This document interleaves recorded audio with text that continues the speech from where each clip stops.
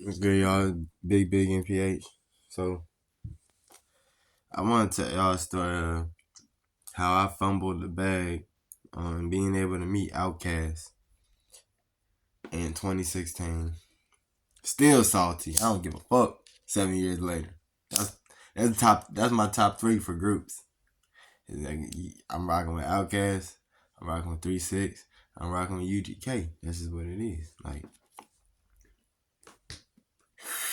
all right, but we go. This is about Outkast. All right, so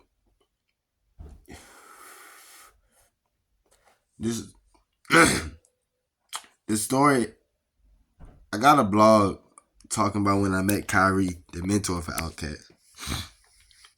I don't think I ever got into this part. I got into how I met Kyrie and, you know, why that was important. But I didn't get into this part ever. So I got everything online. I'm telling everything.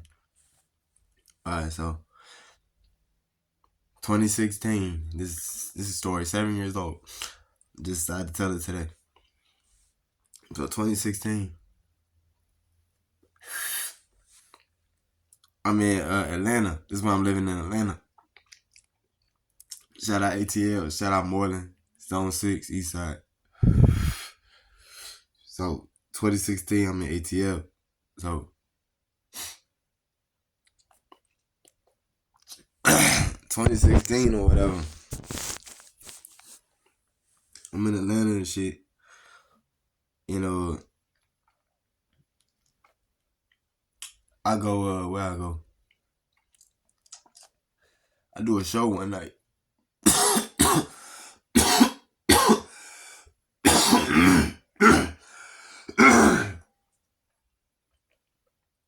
Damn, baby. Alright. I do a show one night. I'm lit. Show fun. It's lit. I'm jumping around, doing my thing, going crazy. Crowd fucking with the energy, fucking with the music. It's lit. Young nigga, 23, having fun. Chasing my dream in the A. A lot of times I know I didn't stay in Atlanta long enough. That's why that was my biggest chance of being an industry artist. Because at that time mentally, that's just where my mind was. I wasn't on no building up the independent shit really. I was on some doing that for the meanwhile, and then trying to find a record deal. Like that's the type of shit I came to Atlanta on. So I'm doing shows, I'm doing open mics, I'm getting connects, I'm meeting big managers and shit, producers and shit. Ain't me too many big artists, but I'm meeting motherfuckers. So 2016,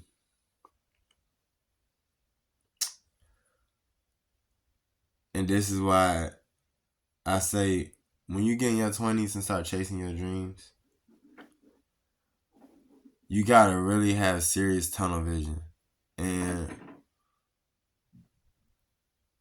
them little moments that you slip up on that, you really could be missing out on life changing opportunities. So everybody that's younger than me that's doing something right now,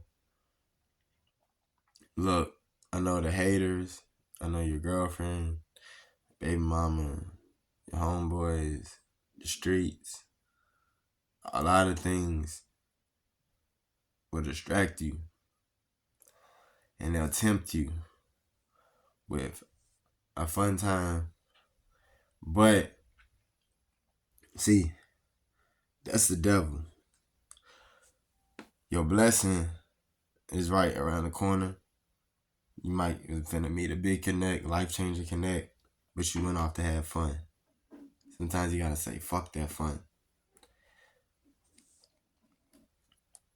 Listen to me, man.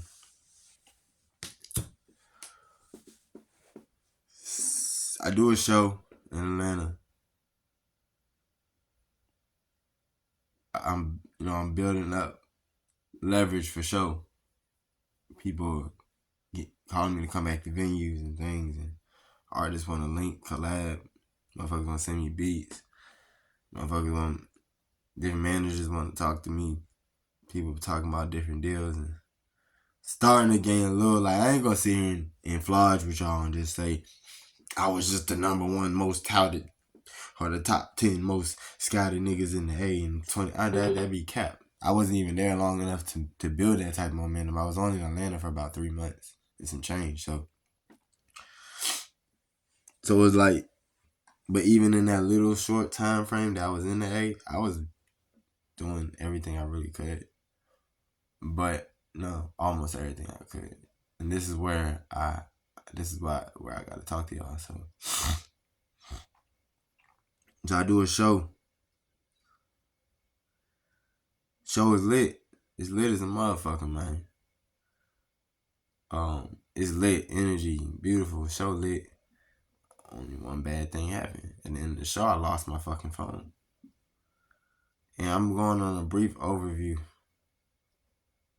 because I have to go over this part before I go over how I missed my chance to meet Andre and Big Boy and Erica and all them. Killer Mike was probably there, wouldn't surprise me. All them dudes was there. Sleepy Hollow probably was there. I don't know. It's definitely for shit show. Andre and Erica was there. And I missed my first opportunity. I could have met them dudes. Met dude in my 20s. And y'all, I don't give a fuck what y'all say. Yeah, this is a timing type of blog. Because my boy just dropped a fucking album playing the flute for a fucking hour. Because y'all done fucked the rap game so much. He don't even want to rap no more. And he's going to lie to y'all and say it's because he's 48. But we ain't even going to talk about that right now.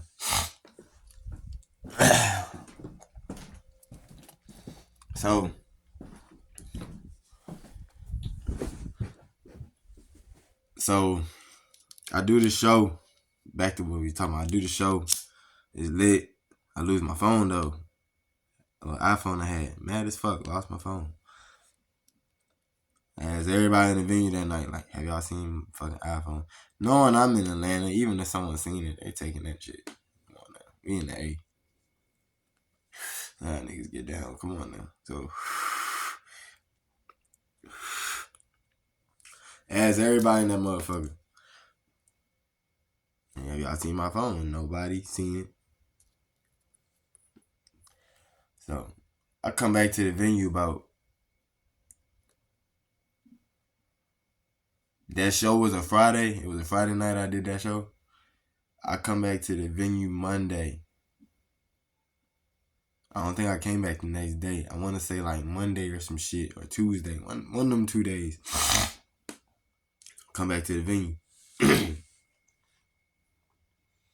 I don't even know how the fuck I found like my way back to the venue.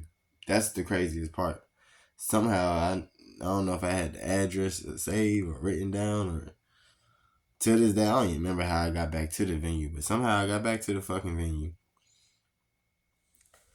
The dude sitting in a studio. I didn't even know the venue had a studio. You know what I'm saying? It's a studio room and a radio room before you get to the performance hall. So I'm walking up. I don't even remember where it was left or right. I want to say to the left was the studio. So I'm walking up. I buck the left. I'm in I see a dude in there. I said, I introduced myself. I said, hey man, I'm Miles and I was performing on Friday.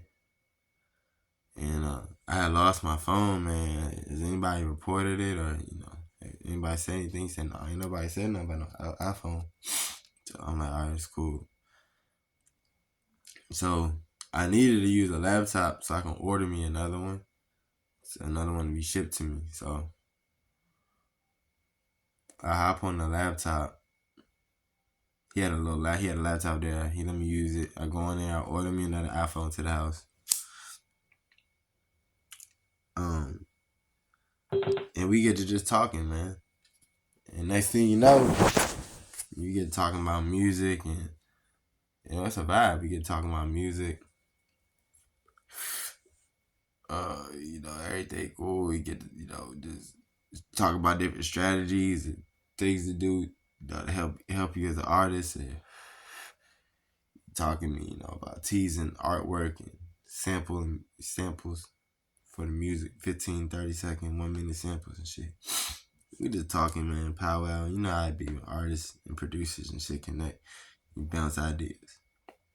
Bouncing ideas, man, and we just talking. And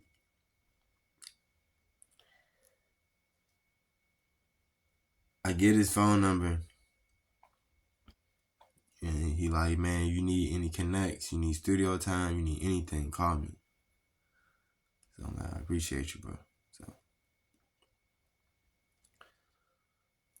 I want to say about a week later, I get my check. I think my phone had been came in, everything back smooth, and I get my check for my job. I was actually a teacher at that time. Y'all won't even believe that. I was teaching at a preschool in Stone Mountain, Georgia. Cannot remember the name of that motherfucker to save my life. But it ain't too many fucking preschools in Stone Mountain. So it shouldn't be too hard. I could probably look it up if I wanted to. But I was a teacher, man, and I got my check. Called Kyrie. It's like, man, set me up a studio, man. I'm trying to come through. I'm trying to record. I think I paid for like 2 hours. I come through. I do some records and shit. And that same day, it's an artist there, and y'all can look up our song on YouTube. Shout out, I know it's old as fuck, but it's part of the story. Shout out Trap Star Moses. We got a record called 6x6. Ain't doing crazy numbers. I want to say it hit about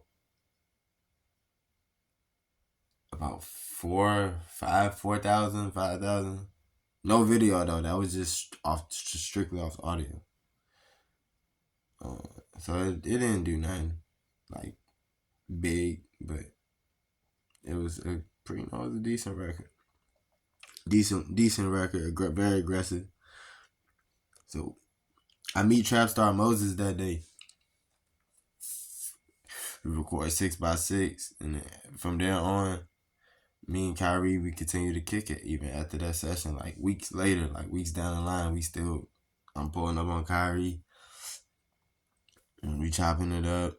I'm hanging around his band and shit, everything, man. That's a cool nigga, man. And that was, I know he's not lying. That really was the mentor to 3 Stacks and Big Boy. Early on, you know what I'm saying? That was one of their mentors. I ain't gonna say they only mentor. I don't know them. I'm just saying. So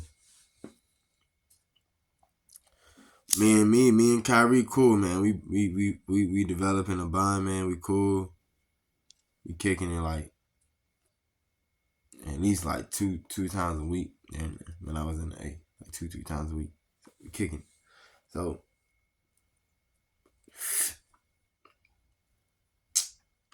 I pull up one day, and he like, man, he asked me, man, this weekend you wanna come backstage? Dungeon Family coming this weekend. It was, I wanna say this is fall. This around the fall time. This like September. He said Dungeon Family coming through. No, that's Andre and all them. He said they all coming through. He said, I get directly in the backstage. He said, but you can get in backstage or you come and you rolling with me. So I say, yeah. I'm like, hell yeah. You know what I'm saying? Let me tell y'all how I fumbled this out.